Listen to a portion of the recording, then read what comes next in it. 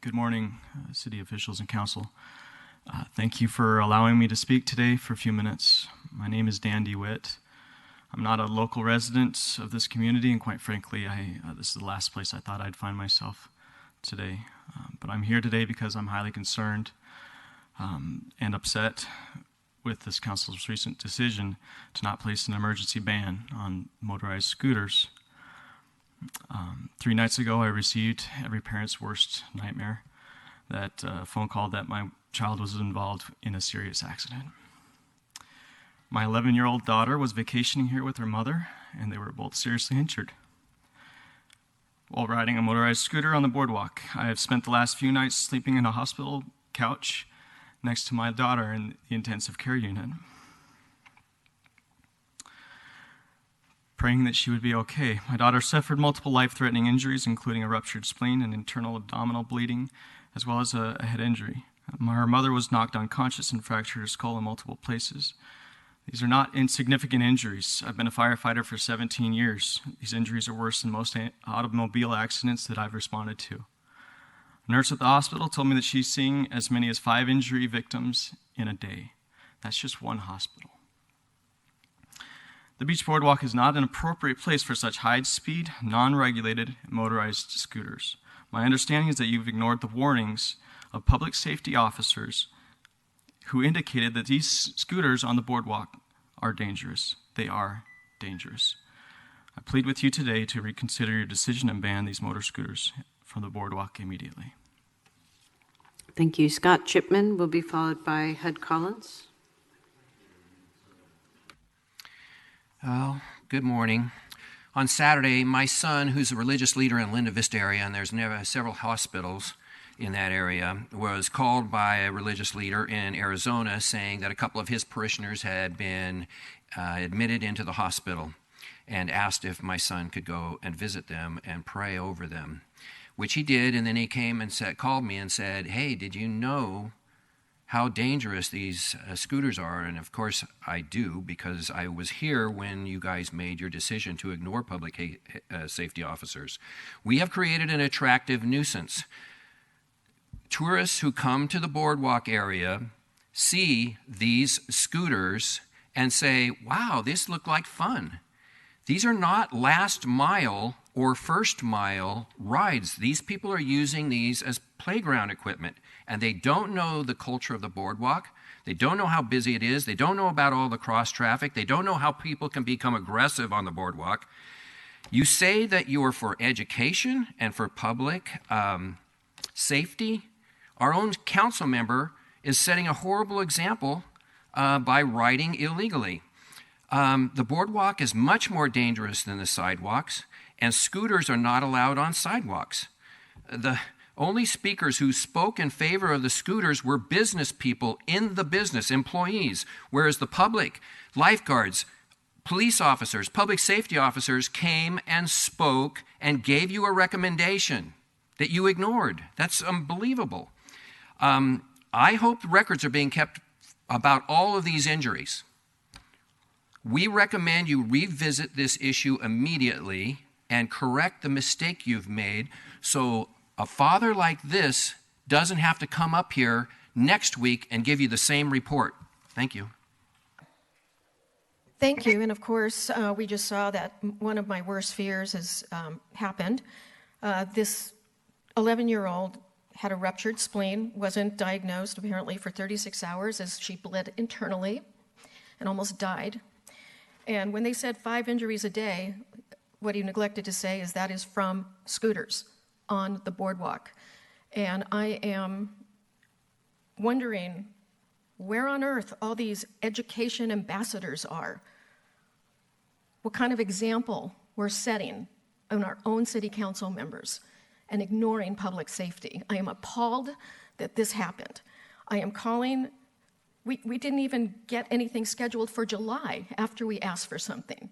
So I am asking to either return this emergency ordinance or ask the mayor's office if under public safety, he has the ability to have a ban on the scooters on the boardwalk where they have, for just for the summer, because the 2 busiest weekends of the year, some of them are coming up on bookending 4th of July weekend. I hear a nurse is so upset at Rady Children's Hospital that she is ready to go on the media and say what is happening here. So I'm sorry if I seem upset, but these people almost died. And this is not a joke, and this is not knee-jerk. This is real, and these are people's lives, and I'm just asking for that. Thank you. Thank you. Council President Pro Tem Bree. So both council members Aff and I, council members Aff led the effort to have an emergency ban just on the boardwalk, just for the summer, which I wholeheartedly supported. Last week at the Budget Committee, we talked more in depth about dockless bikes and scooters. We are forming a working group to discuss what fees may be appropriate. Other cities are imposing fees. These companies are happy to pay fees that we can invest in safety and infrastructure. I mean, the payback, these companies have raised hundreds of millions of dollars, or at least tens of millions of dollars of venture capital. I think we need to bring back to the council as soon as possible the attempt to have an emergency ban on the scooters on the boardwalks in the beach areas, or we are going to hear many more sad stories of both tourists and residents injured this summer. Thank you. Thank you. Councilmember Ward. Thank you, Council President Cole. And I did want to address, the video that was released here. I remember that day. It was right on the first week when scooters were deployed. And of course, it wasn't on the boardwalk and it wasn't on the sidewalk. It was downtown. It was on the street. And while I regret not having a helmet, I certainly have been strongly advised by many friends in a lot of different circles that that would have been the right thing to do. So since then, we've acquired a number of helmets. And if any of my colleagues or their staff ever want to stop by District 3 office to borrow a helmet, you certainly are welcome to do so. And my condolences, of course, to the father who is suffering right now with the impact of his daughter.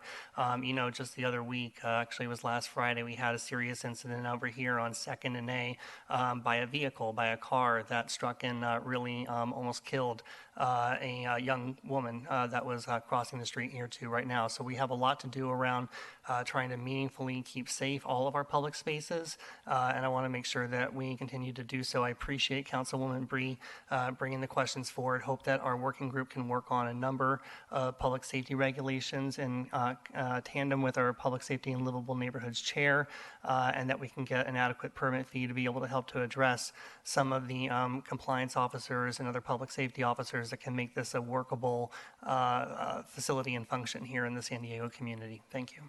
Thank you. Councilmember Kersey. Thank you, Council President, and my heart really goes out to the father who spoke. That is exactly what we were afraid of and why I supported Ms. Aff and Ms. Bree's proposal.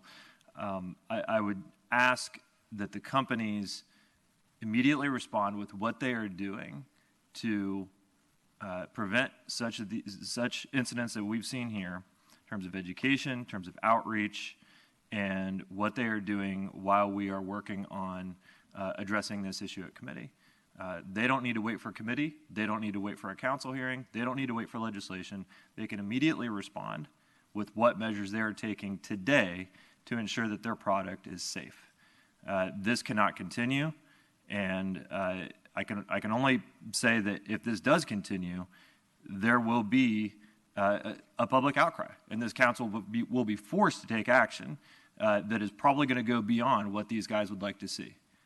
So the more that they can get involved in this process now, before we have additional serious injuries, the better off everybody's going to be, including them. If I may, President Cole, I've also heard from very, very credible people that the scooter company itself is advising people that if police or somebody is trying to flag them down, that they take off and that they will not be chased. And I would like that investigated because I have heard this from extremely credible sources that this is the advice they are giving to people. So I would like for that to be looked into as well. Thank you. And the city attorney warns me that this is not on the agenda. We're going to docket this another day, so we will be discussing this at another council meeting. Thank you for those comments, though. We will now adjourn.